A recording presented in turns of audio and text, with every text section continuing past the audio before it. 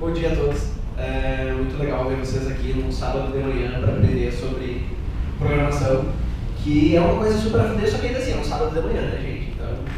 Então não é para qualquer um. Primeiro, é muito legal também ver vocês aqui no sentido de que a comunidade Drupal no Brasil ela está crescendo, e daí em Porto Alegre também está crescendo, e ela não é tão grande assim, a gente pode olhar para o lado e pensar. Só que alguns anos atrás a comunidade era 2 pessoas, 3 no máximo, então é importante que mais pessoas saibam dessa ferramenta e saibam utilizar ela para que ela possa crescer mais e que conforme tenha mais gente, mais pessoas então consigam ajudar os novos e fazer a comunidade crescer como um todo. Primeiro, Drupal para não Drupaleiros.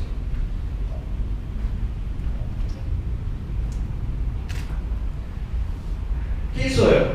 Eu sou o Marcelo, eu sou um web developer há 6 anos, Drupaleiro há 4. Eu fiz essa palestra no finalzinho do ano passado e eu só atualizei o resto, mas eu esqueci de ver esses dados, que não são muito importantes. Eu trabalho atualmente na Base, que é uma produtora de software para agências, principalmente, e eles trabalham com todo tipo de software, desde aplicativo para Android, iOS, inclusive websites, e dentro dos websites, o Drupal.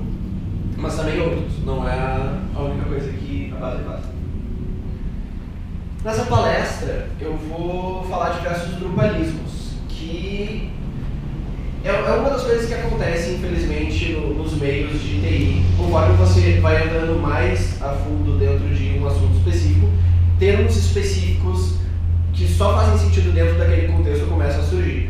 Então, infelizmente, eu vou ter que usar eles. Eu vou tentar traduzir eles da forma mais transparente possível para o que eles realmente significam e não só o nome que eles estão aparecendo ali. Mas é importante também saber eles, porque quando der algum erro e quando vocês quiserem modificar alguma funcionalidade ou adicionar alguma funcionalidade, eles são importantes. O que é o Drupal? O Drupal é um CMS, isso é um Content Management System, um gerenciador de conteúdo web. Mas não só, porque no início, no Drupal 4, ele era só isso. Só que conforme ele foi crescendo, ele foi adquirindo cada vez mais capacidades e hoje em dia ele é mais considerado um Content Management Framework. Ele cria frameworks, ele cria websites que têm comportamentos completamente diferentes um do outro. Os dois websites seriam, no caso, CMS, mas ainda assim, eles não têm nenhuma semelhança nem na utilização, nem no seu funcionamento. Ele consegue ser muito único nesse sentido. Ele é software livre, então o código dele é todo aberto, todo mundo pode ver o código, o que é uma coisa muito importante, isso dá segurança para ele. Então ninguém consegue colocar lá uma backdoor escondida porque alguém pediu ou porque a pessoa simplesmente estava afim. Não tem como, porque todo mundo está vendo o que está sendo feito. Ele existe desde 2001, criado pelo Dries. Hoje em dia, 2,1%, essas estatísticas também estão um pouquinho desatualizadas, porque elas são de 3 meses atrás. Mas 2,1% de uso nos websites da internet hoje.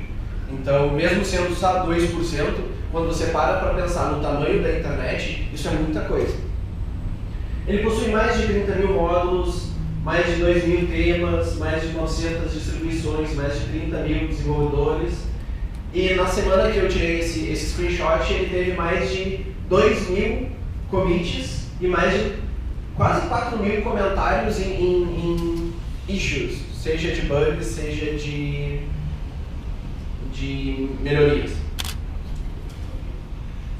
Quem usa? A Casa Branca. Não só a Casa Branca, o Rio 2016, também para ter uma coisa brasileira aqui mais perto, né? Só dizer que a Casa Branca usa. Mas também diversas outras grandes empresas utilizam ele, porque ele é muito seguro. Isso é uma das coisas importantes dele. Ok, não é que a Amazon usa o Drupal, tá? mas é mais para mostrar a internet como é que ela era. No início da internet era tudo HTML, então você podia pegar e fazer um site assim, e era o máximo. Uau, e ainda tem links interativos. Só que com o passar do tempo, as necessidades mudaram e as pessoas passaram a precisar de mais coisas. Então hoje em dia é alguma coisa mais tipo Terra. Tu tem um monte de coisas diferentes acontecendo, e daí tu tem tipos de conteúdos diferentes, tem coisas, tu tem sliders, coisas atualizando ao vivo, tweets e tudo mais. Então as necessidades da internet mudaram muito no passar do tempo, e por isso todos os CMS e frameworks que trabalham com web também. Tá aí um Drupal com isso. O que eu vou usar ele? Ele abstrai e simplifica. Ele simplifica por quê? Eu não preciso, se eu estiver usando o Drupal, me dar o trabalho de fazer um sistema de login de usuário de novo. Alguém já fez um sistema de login de usuário em que o usuário vai lá, quer logar, meu nome é esse, meus dados são esses, e daí a pessoa efetivamente loga numa session no PHP. Por que eu vou refazer? Ah não, eu quero fazer porque daí eu tenho mais controle. Tá. Daí eu faço lá o login do meu usuário. Só que agora eu tenho que esquecer a senha. Ah, não, tá, deixa eu fazer esquecer a senha. Ah, eu tenho que colocar também um sistema que não mantenha a senha dele dentro do banco de dados, que é absurdamente inseguro. Se por algum motivo vazar o banco de dados, as senhas dos meus usuários vão ser perdidas. Então eu tenho que salvar uma hash. Ok, eu coloco uma hash. E conforme você vai adicionando funcionalidades e deixando ele mais eficiente, vai ficando maior. E essa base de código maior é mais difícil de dar conta. E mais difícil de dar conta significa que daqui a pouco você vai estar olhando as coisas que você quer modificar e melhorar nesse código que você fez, mas você não tem tempo, porque a gente gasta tempo com isso. E a ideia do Drupal é, vamos fazer isso em conjunto. Uma pessoa vai lá e cria um módulo massa que faz alguma coisa a poder, ao invés de ficar para si, eu tenho esse módulo, ela vai lá, não, olha só gente, eu fiz isso daqui, olha que legal. E uma das coisas que acontece muito é, daí uma pessoa vai lá e faz um módulo, de repente chega outra pessoa, cara, quer foder esse módulo? Meu, gente, podia deixar ele um pouco mais legal fazendo isso. E a pessoa vai lá e faz isso, porque para ela é importante. Mas agora, esse módulo inicial, que antes só tinha uma funcionalidade, ele está mais maduro, mais seguro, e tem essa funcionalidade a mais. Mais seguro no sentido de que todo mundo está conseguindo ver o código. Então, se tem uma falha de segurança, todos podem ver. Escalabilidade é uma das coisas importantes. Ele foi feito pensando que se você precisar otimizar ele para ter 200 usuários logados ao mesmo tempo fazendo coisas, você consegue. Não estou dizendo que não dá trabalho, mas você consegue. Nem todos os CMS conseguem fazer isso, porque muitas vezes eles são feitos pensando, vai ter, sei lá, até 50 usuários logados, mas eles não foram feitos pensando numa quantidade muito grande de usuários. Porque eles estavam dando conta de outras coisas. E agora, quando você vai querer daqui a pouco que muita gente faça interações, o peso dele, ele não é só, são 50 usuários, então é 50 vezes mais pesado. É 5.000 vezes mais pesado. É 50.000 vezes mais pesado. Porque ele não consegue dar conta. O Drupal se preocupou com isso.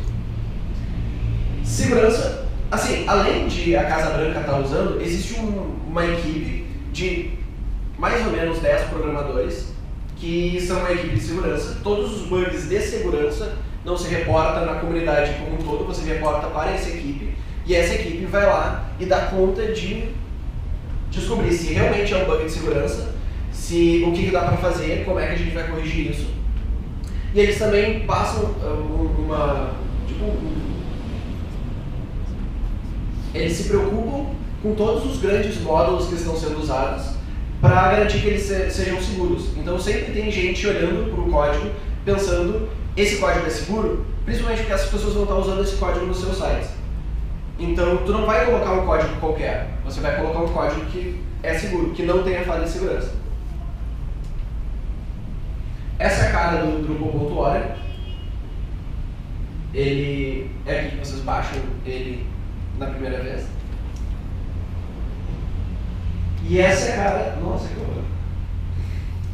Essa é a cara dele quando você instala. Como vocês podem ver, eu não atualizei a foto também.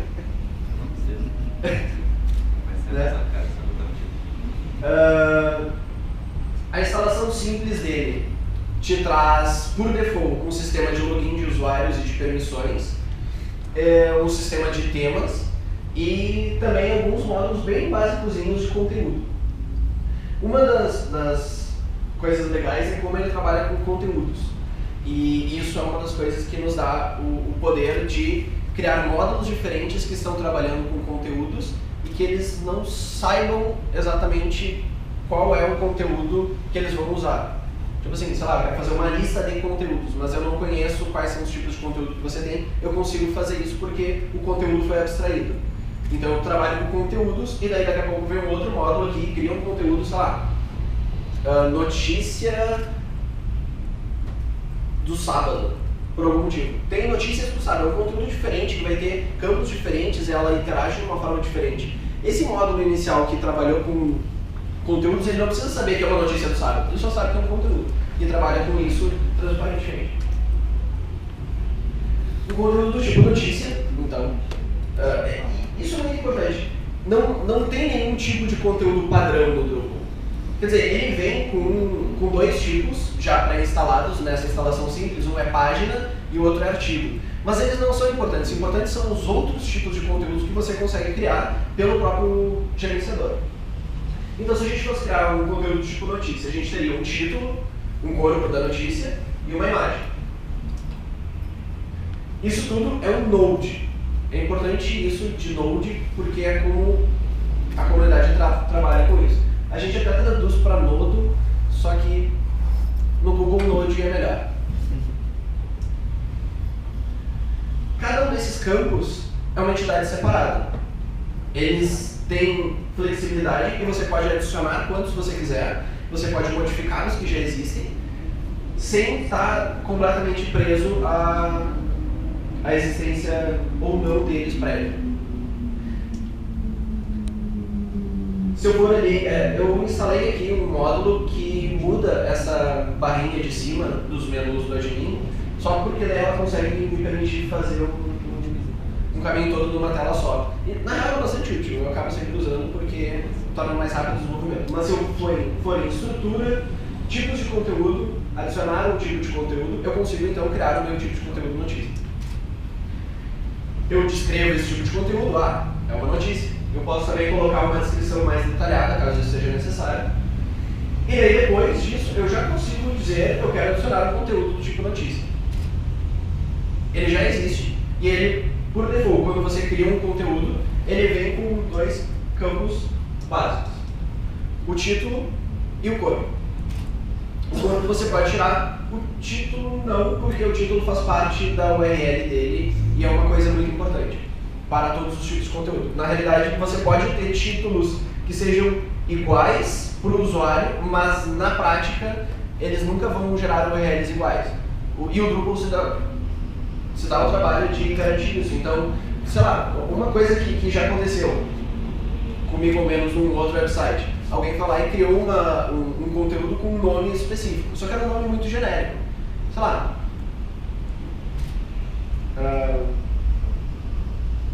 alguma coisa, evento Drupal de Natal.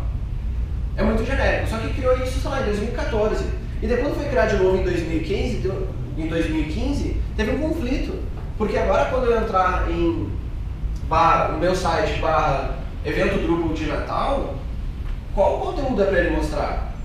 E se isso não está sendo tratado pelo próprio framework, vai dar problema. O Drupal trata isso colocando um hífen 0, hífen 1, hífen 2, hífen 3. Ele modifica a URL final e ele trata esses conteúdos de forma diferente. Adicionando novos campos. Esses novos campos, eu consigo entrar então no tipo de conteúdo notícia e dizer que eu quero colocar um novo campo que essa notícia vai ter. Tanto na hora de cadastrar as notícias, quanto na hora de visualizar as notícias. Então eu digo que eu quero adicionar uma imagem, na realidade eu quero adicionar um campo cujo nome vai ser imagem, ele é do tipo imagem e é o widget que vai ser utilizado para salvar ele em imagem. Tá, ficou meio redundante, eu sei. Mas existem alguns outros campos onde isso faz mais sentido. Por exemplo, se você vai salvar um link, você pode, por algum motivo tem que ter um link muito específico que depois no front, depois com o tema, ele vai ser tratado de uma forma muito diferente do resto das coisas. É um link muito importante. Eu posso adicionar ele de diversas formas. Ou de repente eu quero que a widget seja de crop. Então quando a pessoa enviar uma imagem, ela automaticamente vai aparecer um coisinha dizendo a imagem precisa ter, sei lá, 200 por 200, você enviou uma imagem de 200 por 300. Já recorte ela aqui no formato correto. Tudo isso é possível porque eu consigo adicionar um módulo que faça só o que essa widget de crop faz, independentemente do que o resto do campo de imagem está tratando. Ainda daí, adicionando esse campo, eu descrevo o nome do campo, que vai ser o nome que vai aparecer para o usuário. É importante, esse campo e 99% dos outros campos, eles são sempre utilizando um sistema de tradução básico. Então, o que eu colocar aqui vai entrar como um campo, vai entrar com um nome base dentro da tabela de tradução, que daí depois eu consigo traduzir para outras línguas. Então, se eu quiser, se o meu site, por exemplo, for em português, inglês e espanhol, eu primeiro eu seto a linguagem básica do meu site, por exemplo, português, e daí eu salvo imagem. E daí depois, quando eu for traduzir para inglês, eu traduzo imagem para inglês. Ele também tem um sistema, já por default, num dos módulos do Core, bastante completo de taxonomia. Então eu consigo adicionar, sei lá, uma taxonomia do tipo notícia, ou aliás, categoria de notícia. E eu vou colocar quais são as categorias dessa notícia, ou de repente, sei lá, assuntos da notícia. E eu consigo adicionar um campo dentro da notícia que está utilizando essa taxonomia, que não faz parte da notícia em si, é uma coisa fora. Outros conteúdos podem utilizar essa taxonomia, outros conteúdos podem interagir com ela, mas eu já consigo linkar ela à notícia. Sendo que taxonomia é um daqueles bagulho que parece simples, mas quando você vai ver, dependendo do tamanho, começa a ser bastante pesado, por causa do tamanho das árvores e do tamanho de conteúdos que podem existir. É possível também, já com os módulos do Core, linkar essa taxonomia de forma que ela seja o equivalente a tags, que você simplesmente digita, sei lá, estou cadastrando essa notícia que é sobre Drupal, e daí eu coloco depois quais são as tags de assunto que tem. Então, Drupal, vírgula, tech, vírgula, 2015, vírgula, notícia. E, transparentemente, isso cria essas categorias, caso elas já não existam, e caso elas existam, ela só salva dentro da categoria existente. Cada conteúdo tem mais de uma visualização, que no mundo Drupal se chama view.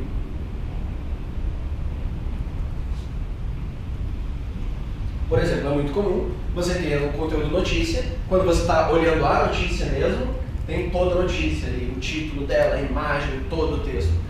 Mas também é muito comum essa notícia aparecer em outros lugares.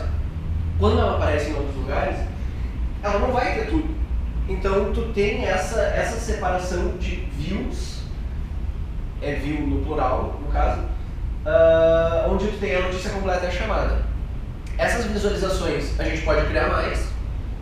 A gente pode criar temas ultra customizados para alguma visualização super específica. E você consegue editar. Vocês podem ver que no caso ali na chamada, eu tirei todo o texto e coloquei a mesma imagem que eu já tinha usado pequenininha. E ele está usando exatamente os mesmos dados, inclusive a imagem. Isso é muito importante. Quando eu crio, essas duas imagens, elas são diferentes e elas têm um estilo diferente. Na realidade, no servidor, elas realmente existem desses tamanhos. Não é uma imagem grande que está sendo feito um resize via CSS. Existe uma imagem pequenininha ali de 10 por 10 e uma grande de 50 por 50. E esse estilo, ele já vem também junto com o código do Drupal. E no lance eu consigo definir um novo estilo para essa imagem, por exemplo. Eu agora quero que tenha um estilo onde a imagem vai ser, sei lá, ter 200 por 200. Supondo que exista uma imagem que seja maior do que 200 por 200. Na primeira vez que algum usuário tentar acessar essa imagem com esse estilo de imagem, o servidor vai chegar lá e vai ver, não tem essa imagem. E daí na hora o Drupal vai pegar a imagem original que foi cadastrada na notícia e vai fazer todos os processos de resize e crop necessários para criar essa notícia seguindo esse estilo. Sendo que esse estilo, no caso, seria um estilo bastante simples, é só de mudar o tamanho da imagem. Mas você pode aplicar outros tipos de estilo, inclusive, sei lá, você pode fazer... Todas as coisas que a biblioteca de imagens do PHP, a GD, consegue fazer, você consegue fazer aqui, porque na real é programação, você consegue, via programação, adicionar novos estilos e, eu quero que a imagem seja azul, sei lá. Festa, aniversário do Grêmio, eu quero que todas as imagens do site agora sejam azuis. Tá bom, você pode fazer. E daí aqui o primeiro problema. View não é views no mundo Drupal, tá? Tipo assim, view é essas duas aqui. Eu tenho uma notícia completa chamada, cada uma dessas é uma view. E views é uma lista. Porque acontece na programação desse tipo de coisa e, assim, o programador não é a melhor pessoa para dar nome para as coisas. E, infelizmente, às vezes acontece. No Drupal 8 isso está corrigido, tá, gente? Já está melhor, tem um outro nome que agora não recordo, mas não é mais views a listagem. Views é um outro módulo super poderoso que ele permite, pelo próprio admin, pela interface do Drupal, dizer como é que eu quero listar os conteúdos. Porque isso também é uma coisa que, repetidamente, quando você faz um website, um portal, alguma coisa, você precisa fazer. Eu preciso listar aqui todos os conteúdos do tipo X. Listar aqui todos os conteúdos que estejam linkados à categoria Y. Se você faz isso no código, caso tenha que mudar, você precisa mudar o código. Isso nem sempre é uma coisa legal, porque às vezes é um pouco repetitivo, que você vai ter que se dar o trabalho de ir lá, deixa eu mudar esse detalhe aqui. Eu quero que não seja por ordem alfabética, seja por ordem de cadastro. Cara, é ridículo, todo mundo sabe como alterar uma query do SQL para agora, vir ao invés de por ordem alfabética, vir por ordem de cadastro. Mas isso muitas vezes significa que você vai ter que entrar no código e encontrar exatamente onde isso daqui está sendo gerado e modificar isso. O legal do Drupal é que ele tem um módulo específico que faz tudo isso pra gente pela própria interface. Ele faz tudo isso e mais. Eu consigo fazer todos os joins necessários, eu consigo adicionar dependências de conteúdos, eu consigo linkar, eu consigo colocar views dentro de views, literalmente. Aqui, por exemplo, eu tô listando esses conteúdos de notícia.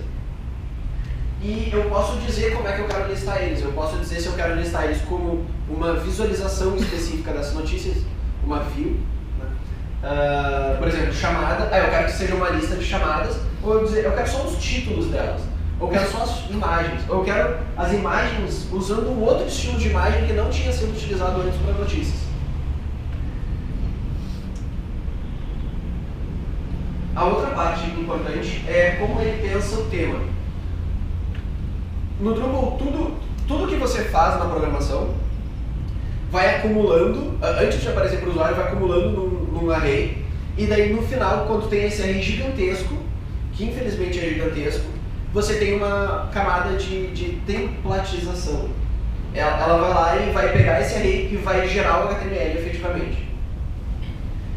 Isso significa que a camada de tema tem todo o poder de mudar completamente a cara do site, sem se importar com como é que é o código por trás.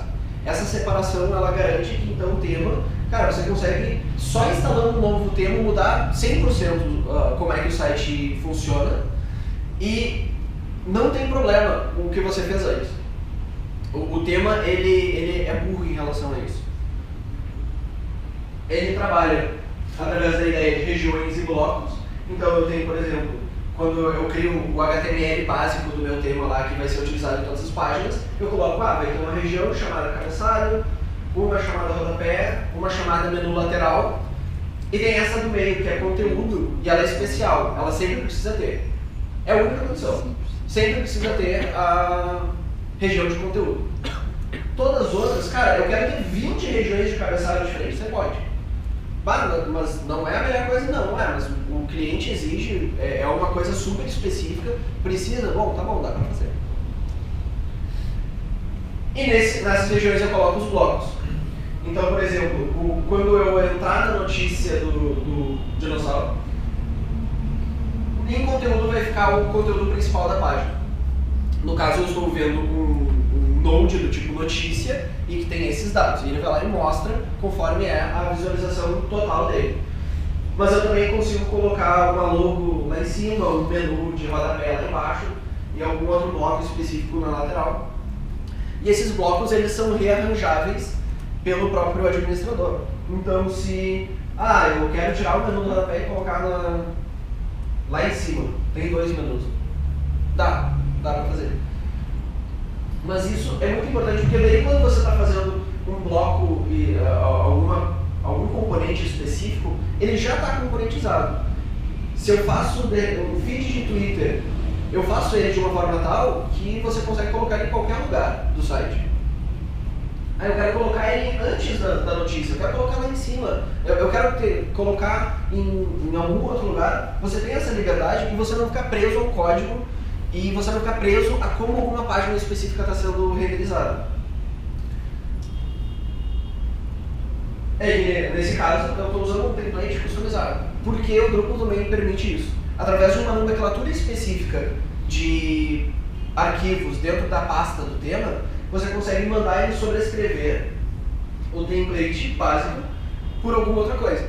Você consegue sobrescrever a ponto de mudar as regiões que estão aparecendo nele, e você consegue sobrescrever a ponto de, sei lá, de repente só mudar alguma coisa pequena do CSS. Mudar, no caso, eu coloquei a menu lateral, aliás, a coluna lateral do outro lado.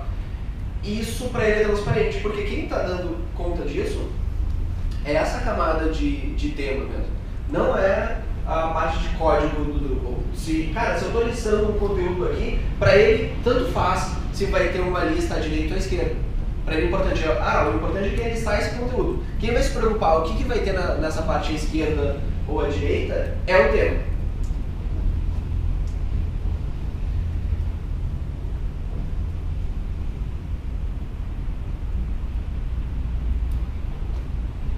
Tudo isso funciona porque o Drupal é modularizado.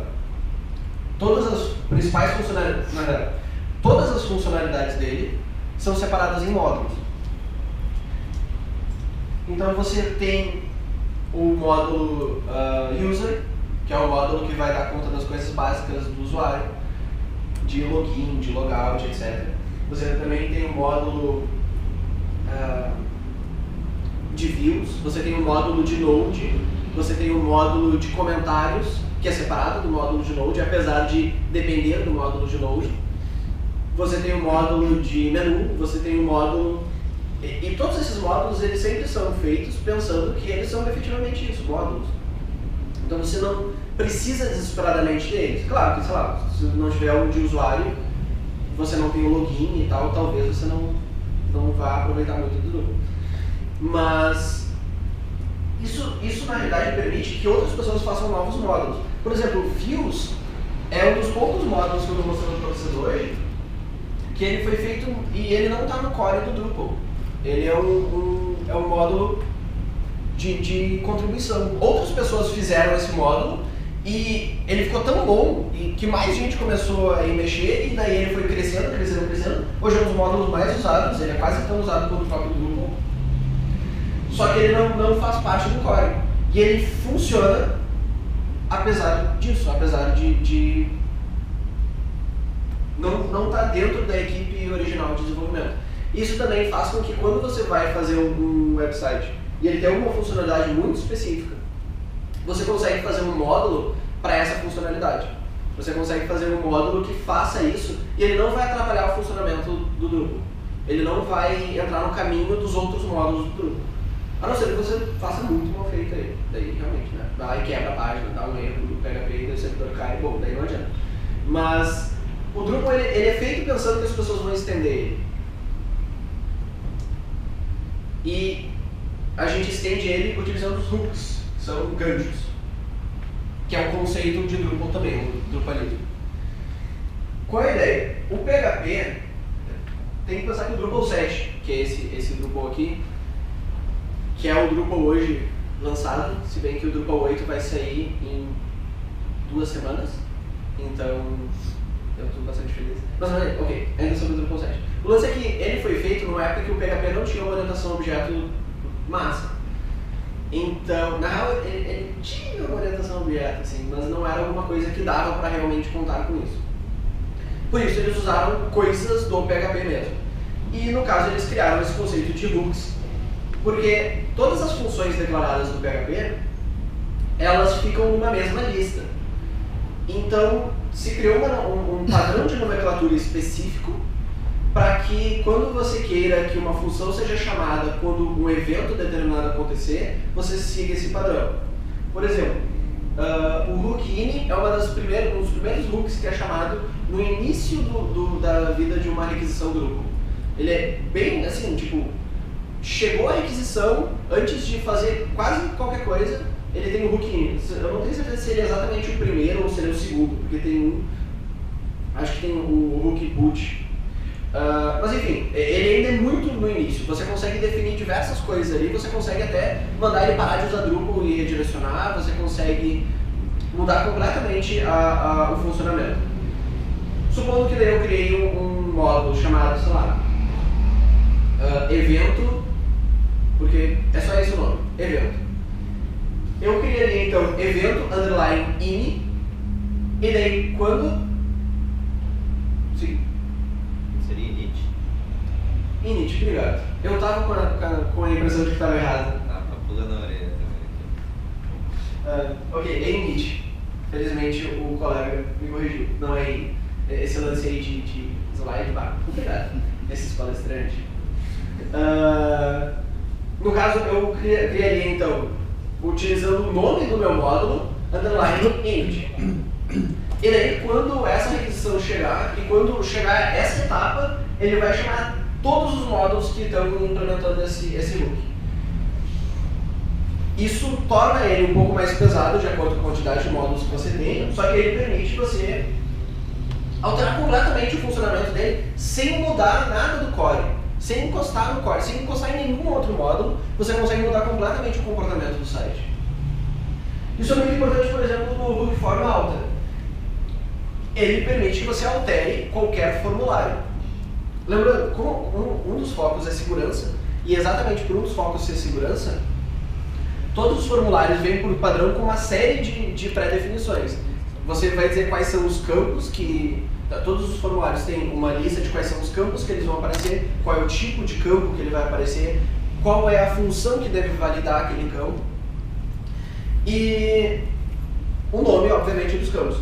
Depois que alguém vai lá e faz um submit nesse formulário, além de revalidar isso, então se eu coloco um campo a mais, isso não vai ser nunca passado mais adiante no código, não vai ser passado por uma função que recebe quais foram os campos validados. Se eu quiser modificar o comportamento de algum campo, eu não consigo fazer isso também, porque ele tem diversas funções que rechecam isso. Ele também, por exemplo, tem hashes que são criadas randomicamente quando você abre o formulário. Então, eu abri o formulário, toma, essa é a hash desse form. Ela tem, sei lá, 1 dia de expiração. Depois que a pessoa usa esse formulário, bom, tu não pode mais usar com essa mesma hash. Então, todos os tipos de ataque que pegam o formulário e fazem um ataque em massa só tentando mudar todas as opções, eles não funcionam porque você precisa dessa hash. Um outro exemplo, porque às vezes a galera vai se dar o trabalho de fazer spam mesmo com isso. Então, você vai ter alguma coisa mais inteligente de fazer spam. Você consegue colocar um captcha. E daí, com o hook form alter, você consegue dizer, então, todas as vezes que aparecer um formulário, eu quero colocar um captcha. E daí a pessoa precisa acertar o captcha. Você está adicionando a lógica daquele formulário que ele tem uma validação extra. Você consegue adicionar campos extra a todos os formulários ou somente a algum formulário específico. Existem hooks mais específicos para formulários específicos. Todo formulário ele acaba tendo um ID único e você consegue fazer um hook para cada ID único de formulário. Ainda tem o hook de permissões, por exemplo. Eu consigo adicionar novas permissões. Cara, eu criei um módulo muito massa que vai mostrar, sei lá, a foto...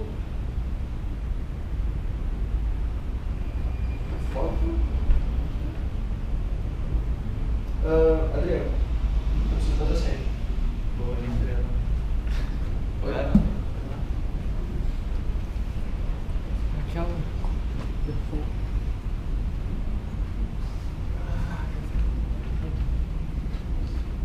se o coisinha não...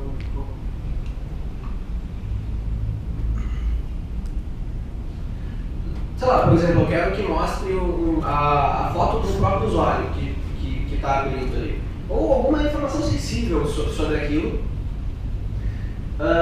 mas somente para usuários do tipo editor. Eu consigo criar no meu módulo uma permissão que seja equivalente a isso. E depois, no código que eu estou, por exemplo, mudando o formulário, mudando qualquer parte da visualização, eu consigo testar por essa permissão. Mas a parte importante é que aqui eu estou criando a permissão, eu não estou dizendo quem tem ela. Isso é separado, isso é uma outra parte. E também tem, por exemplo, o hook menu, eu consigo, através dele, adicionar novos links ultra específicos de menu, adicionar lógicas. Ele é equivalente aos frameworks, essa última geração de frameworks com orientação a objeto é equivalente a um router. Ele é a parte responsável por definir, quando alguém acessa um path específico, qual pedaço de código vai ser chamado e onde é que está esse pedaço de código.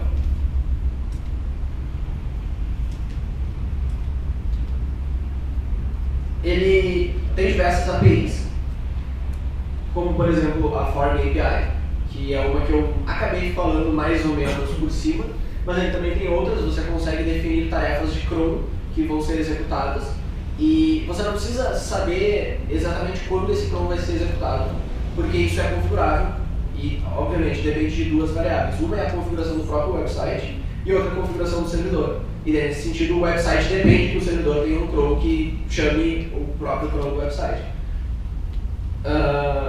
Você tem a Queue API, que é para fazer tarefas que sejam muito longas e que sejam de muitas etapas, apesar dele dar um pouquinho de overlap no Cron API.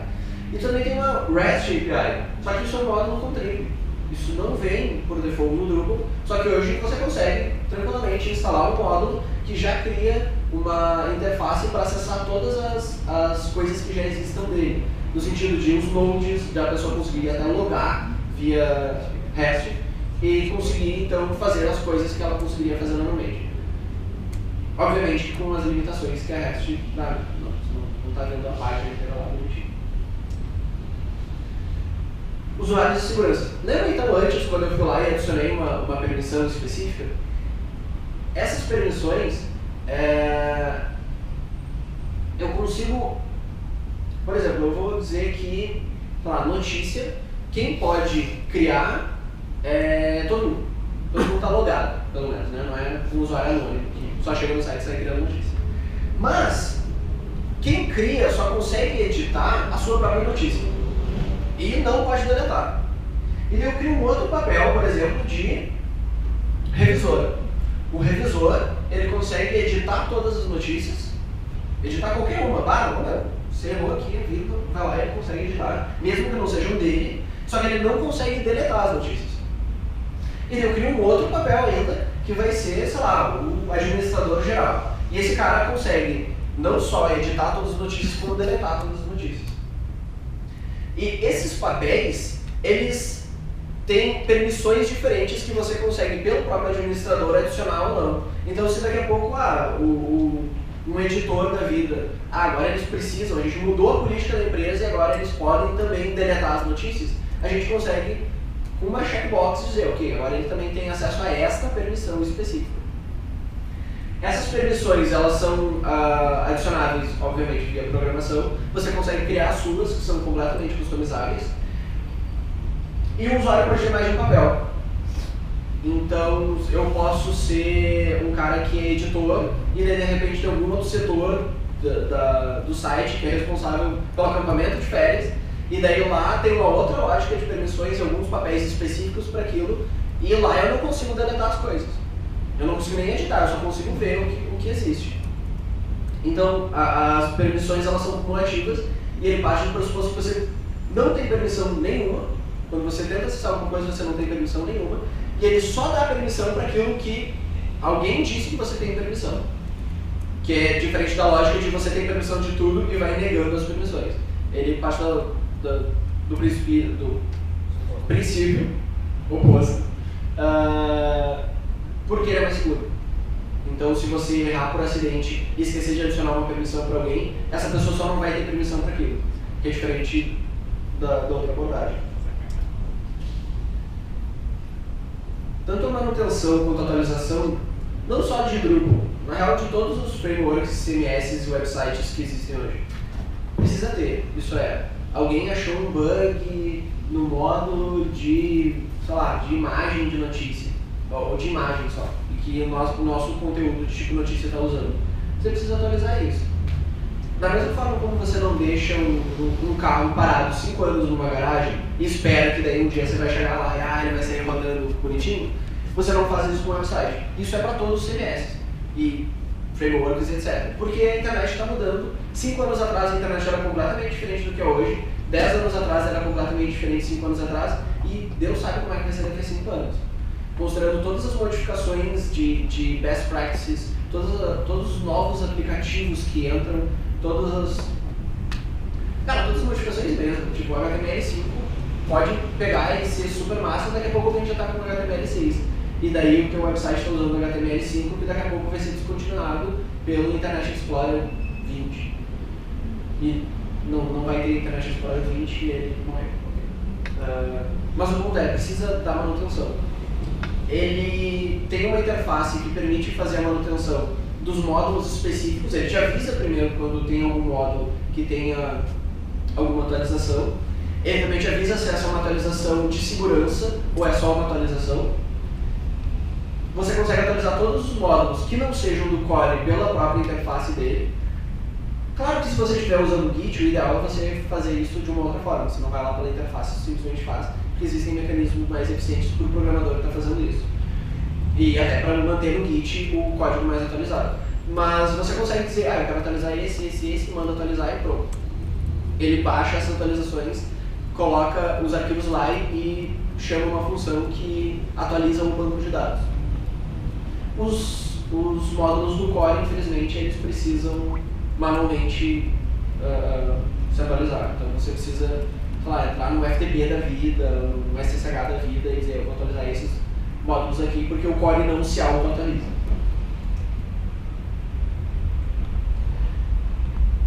Por que usar Drupal? Para o programador, porque ele facilita a vida. Ele abstrai uma quantidade enorme de trabalho repetitivo. Ele faz com que você não precise ficar se preocupando com coisas que são importantes de saber, mas não são legais de ficar fazendo todo dia de novo. Tipo o login de usuário e esqueci a senha. Cara, todo mundo sempre esquece e esqueci a senha. E o esqueci a senha é muito importante, porque ele é uma parte relevante que o usuário final provavelmente vai estar usando com uma frequência maior do que a gente gostaria. Porque, sei lá, ele não entra no site com uma frequência tão grande que ele lembra exatamente qual a senha que ele colocou, qual é o usuário que ele colocou. Então, tem um esqueci minha senha bom e eficiente que vai lá e não te manda senha.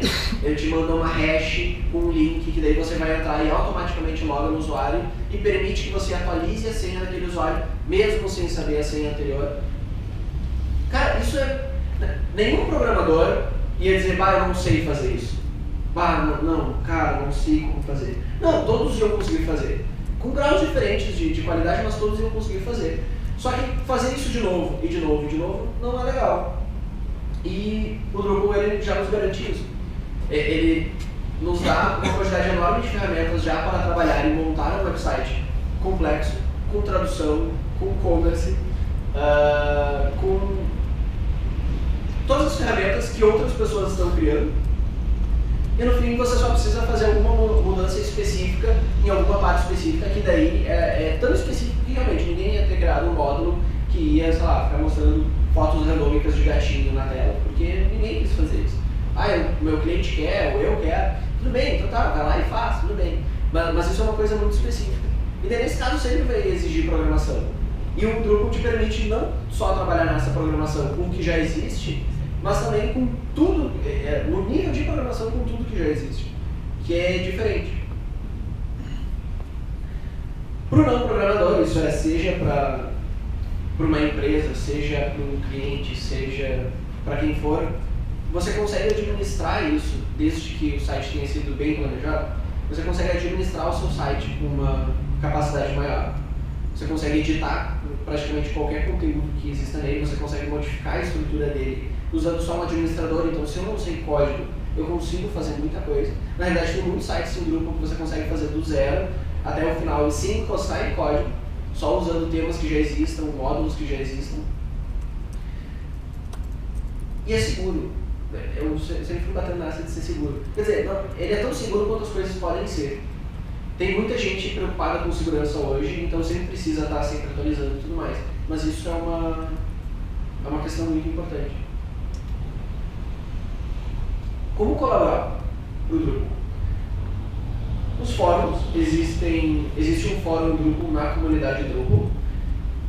Existe o Stack Overflow, que eu imagino que todo programador conhece. Mas tem uma seção lá especial para Drupal também, dá para colaborar lá e também perguntar lá. Existe uma comunidade brasileira, com um fórum brasileiro, e também existe uma lista de e-mails do Google, de Drupal, que a galera também costuma conversar lá e perguntar as coisas e responder as coisas. E quanto tempo eu tenho? 15. 15 minutos? 13. Então, perguntas.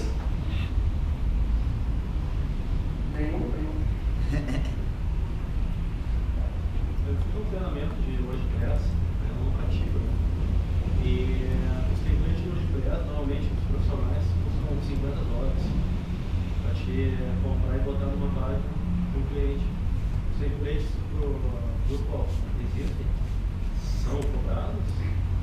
Existe hoje em dia uma venda assim, de templates para Drupal, mas nem de longe tão abrangente quanto a WordPress. Um dos motivos é porque a camada de template do Drupal é mais complexa e ele exige mais conhecimento do sistema. E boa parte dos templates que se vende para Drupal hoje até são templates que foram feitos originalmente para o WordPress e alguém foi lá e adaptou. É importante, nesse sentido, lembrar que os templates de WordPress eles são da forma que eles são, porque o programador ele tem muito mais liberdade para fazer do jeito que ele quiser. Então, daqui a pouco tem um template específico que tem um slider. Esse slider ele está intrincado no template. Ele não é uma coisa que o resto do WordPress está enxergando. Ele é uma coisa que faz parte do template. E é muito comum daí as pessoas pedirem alguma modificação. Não, mas eu queria que esse slider aparecesse na lista de imagens, sei lá. Ou eu queria que esse bloquinho aqui fosse preenchido pelas notícias que eu estou cadastrando nessa outra parte. E os templates do WordPress não conseguem te dar isso, porque eles já vêm meio prontos. Isso é até em parte por causa da forma como o WordPress funciona e a camada de template dele. Tem muita lógica da apresentação que fica na própria apresentação. Daí, nesse sentido, é mais fácil você fazer um tema completamente diferente em WordPress, mas ele também é mais fácil você fazer ele, principalmente porque você está fazendo do jeito que você gostaria.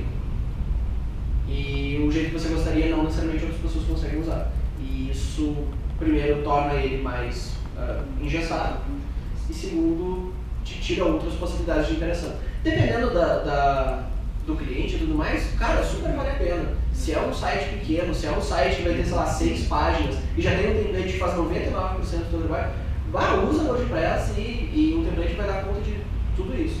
Mas os mesmos templates tem para Drupal também.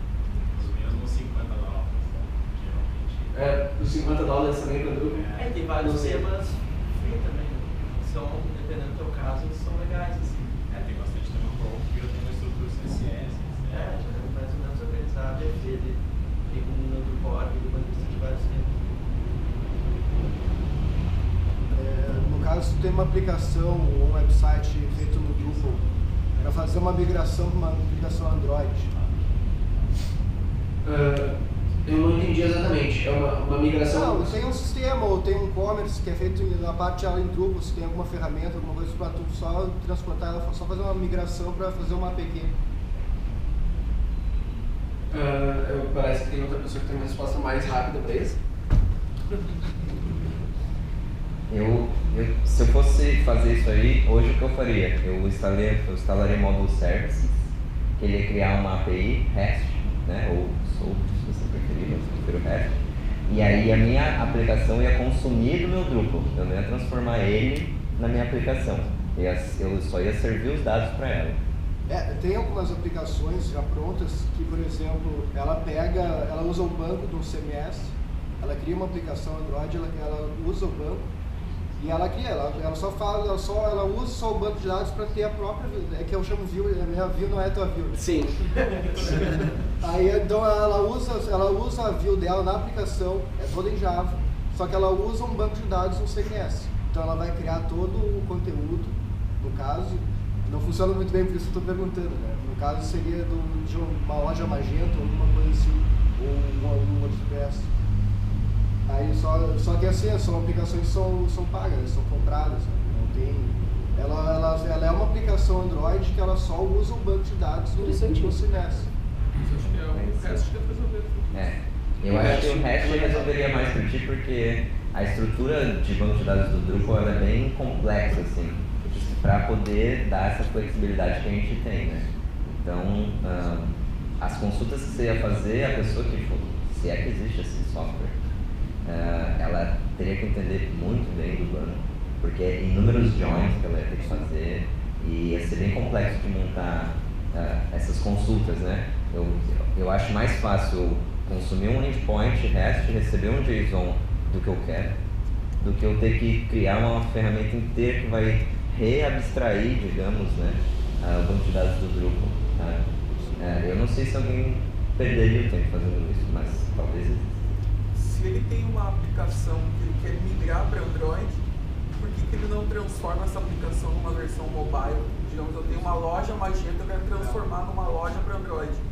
Por que não fazer uma versão mobile? Talvez. Isso é a minha primeira resposta, na real, fazer uma versão mobile, só que pelo visto era para ser uma APK, então. Bom, se obrigatoriamente tem que ser, então tem pontos. Como é que tá a questão do responsivo dentro do grupo? Tá muito bem. No sentido de que, obviamente, quando ele começou, isso não era uma coisa que estava sendo pensada, né? Não existia. Nossa, saiu de novo. Não existia ainda essa ideia de responsivo. Só que a galera rapidamente adaptou, então existem temas que já são responsivos por padrão e você consegue fazer o website inteiro responsivo já. Até na questão do tema, ele vai ser as duas coisas ou ele consegue perceber e encaminhar para temas diferentes? Não, tem as duas opções. Tanto ele pode ser responsivo no sentido do tema, da conta, de tudo, quanto você consegue colocar uma lógica específica que redirecione para uma URL diferente ou com um parâmetro diferente, que só vai usar um tema diferente. Daí você pode ter um tema mobile e um tema desktop, por exemplo. Que isso também é uma coisa que às vezes acontece dependendo do tipo de interface que tem. E depois tem uma palestra de como fazer um aplicativo consumindo o resto do... É verdade, tem uma palestra que de repente é exatamente isso. Mas deve ficar até mais tarde. Vamos ter que ficar raiando. À tarde, né? Tava pensando em ir embora, vai ter que esperar.